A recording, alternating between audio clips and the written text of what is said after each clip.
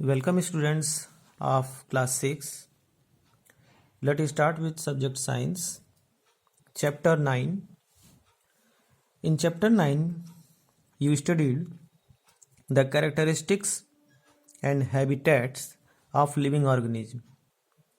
Chapter 9 में आपने living organism के कैरेक्टरिस्टिक्स और हैबिटेट्स पढ़े हैं और पढ़ रहे हैं अभी। तो इसमें हम हैबिटेट्स के बारे में देख चुके हैं। अब आज का टॉपिक है living organisms and excretion. Living organism and उसका एक्सक्रीशन। एक्सक्रीशन मीन्स बहिष्क्षेपण। चलिए देखते हैं क्या है ये। All organism need food. You know that सभी ऑर्गेनिज्म को नीड फूड की ज़रूरत है, भोजन की ज़रूरत है, और उस भोजन को फिर वो डाइजेस्ट करता है, पचाता है, और उससे पोषक पदार्थों को अवशोषित करता है, जिससे कि उसको पोषण मिलता है। This has to be removed from the body. और जो अपचित पदार्थ है, पाचन होने के बाद जो अधपचा पदार्थ है, उस अधपचे पदार्थ को, वो अपचित पदार्थ को बाहर निकालना होता है, out of body, waste product जिसको कहा जाएगा। ठीक है, तो उसी वेस्ट प्रोडक्ट को बाहर निकालने की क्रिया को एक्सक्रीशन कहते हैं, जो कि हिंदी में बहिष्क्षेपण कहा जाता है। The process of getting rid of wastes by organism is known as excretion। ठीक है ना। गेटिंग रिड ऑफ वेस्ट को बाहर निकाल देना, इसको हम एक्सक्रीशन कहते हैं। Do plant also excrete. क्या प्लांट भी एक्सक्रीट करती है? They do but not as see in animal. ठीक है, एक्सक्रीट करती हैं, लेकिन जो एनिमल्स में, ह्यूमंस में होता है एक्सक्रीशन, उस तरह से नहीं दिखता है। ठीक है, you know that and you see that every already that सभी ऑर्गेनिज्म में, लिविंग एनिमल्स, बर्ड्स, ठीक है, ह्यूमंस जो भी हैं, तो सभी एक्सक्रीट करते हैं। ठीक है, चाहे वो कोई एनिमल हो। लेकिन प्लांट में भी होता है जो दिखता नहीं है। The mechanism in plant are a little different. Some plant find it possible to store waste product within their parts in a way that they do not harm the plant. Some plants remove waste product. तो कुछ plant होते हैं जो waste को अपने अंदर store कर लेते हैं और उनसे नुकसान नहीं होता है, लेकिन मोस्टली वो कुछ some plants are remove out. Excretion is another characteristic of common.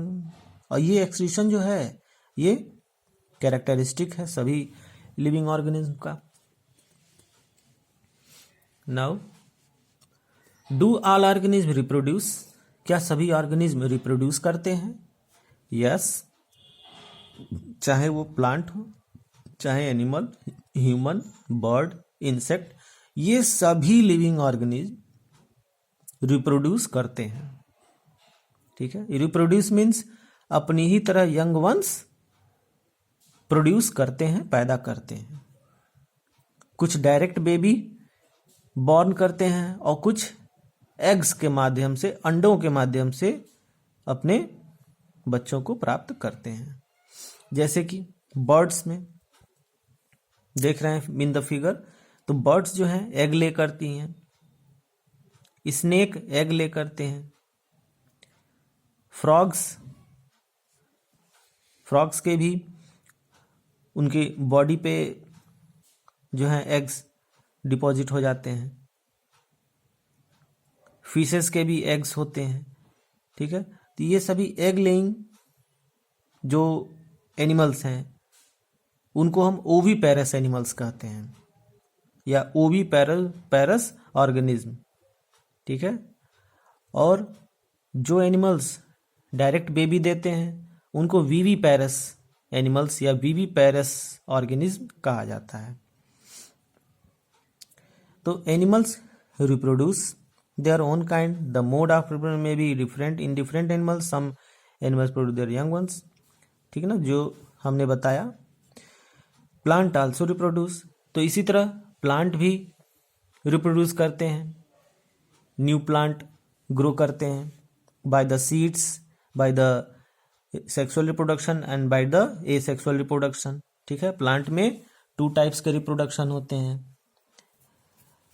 Asexual reproduction में by the stem, leaves, by another root, bye birds, इनसे न्यू प्लांट ग्रो कर जाता है,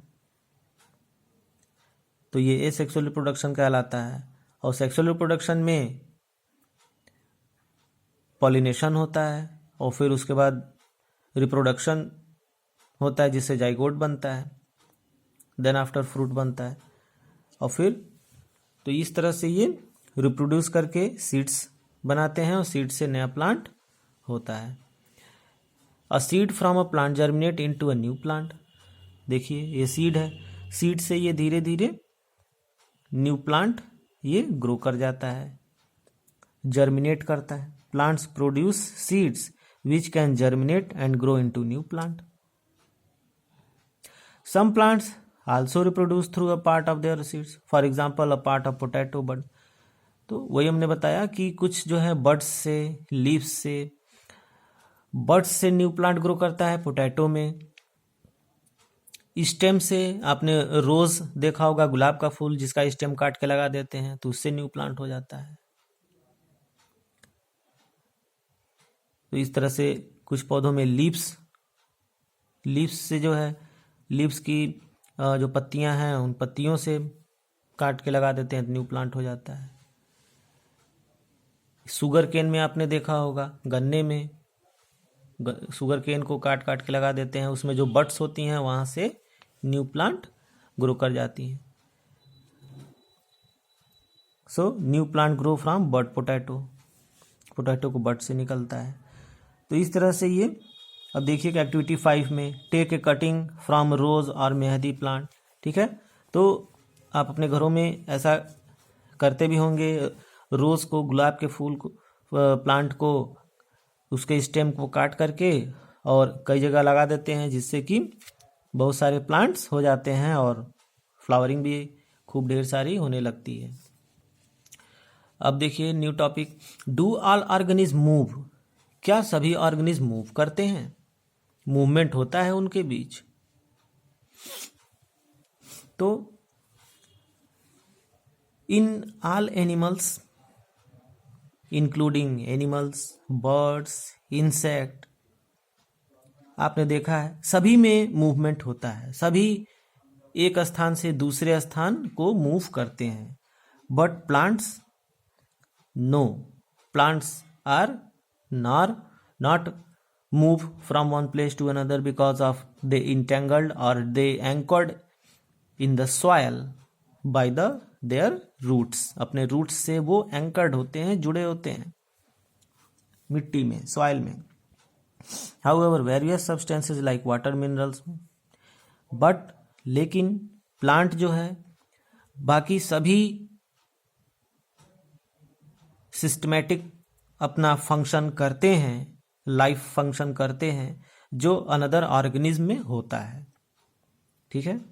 वो रिप्रोडक्शन करते हैं, ग्रोथ करते हैं, ठीक है, फीडिंग करते हैं, अपना फूड प्रिपेयर करते हैं, तो ये सभी वो करते हैं, सारा लाइफ प्रोसेस करते हैं, बट मूवमेंट नहीं करते।